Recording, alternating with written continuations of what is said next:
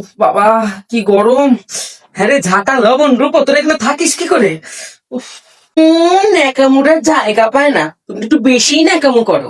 তুমি সেই একই রকম রয়ে গেলে সোনামাসি, তুমি চেঞ্জ আর হতে পারলে না, তাই না? ছাই, দিন দিন যেইভাবে উনি বাড়তে রয়েছে, যদি 10 বছর আগে থাকতো 26,000, আর এখন 1,26,000। উনি তো দিন দিন ধরা ছোঁয়ারই বাইরে চলে যাচ্ছে। খাটে কি না। কিরে লবণ, তোর চোখে কি আবার লবণ পড়েছে না? কি জানো তোরা, আমার নামে নিন্দা করস? আমার ধরা ছোঁয়ার কাছে কোনোদিন কি আইতে পারবি? চেষ্টাও করিস না। ধারের কাছে মানে? ধনতেরাস বলে কথা, আর আমি হলাম ঝ্যাটা। আমি ছাড়া বাঙালিদের ধনতেরাস তো অসম্পূর্ণ। এই ঝাঁটা, নিজের কথা শুধু বললে হবে? আমার কথা একটু বল।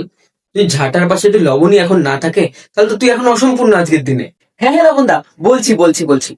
কাউকে কিনুক আর না কিনুক, ধনতেরাসের দিন ঝাঁটা আর লবণ ছাড়া বাঙালিদের ধনতেরাস অসম্পূর্ণ। তাহলে আপনারা লবণ আর ঝাঁটা কিনছেন তো? এই ঝাঁটা, শোন না, একটু বলিস না আমাকেও যাতে নিয়ে যায়। বল, আমি তো এখনো ধরা ছোঁয়ার মধ্যে আছি। মাত্র এক ভরি 18,000 সামথিং হবে, একটু বলে দিস। হ্যাঁ একটু। আপনাকেই বলছি, কালকে জমি জমা সব বাইচা হলে আমারই কিনবেন। আমি সোনা, হারতে আমি শিখিনি। না না না না, এই ভুলটা একদম করবেন না। জমি জমা বেচে নিজেকে ভিখারি সাজিয়ে কোনো লাভ নেই। প্রত্যেকে ঝাঁটা কিনুন আর সোনা ঝেড়ে ফেলে দিন। তাই তো বলি, মার ঝাড়ু মেরে ছেটিয়ে বিদায় কর।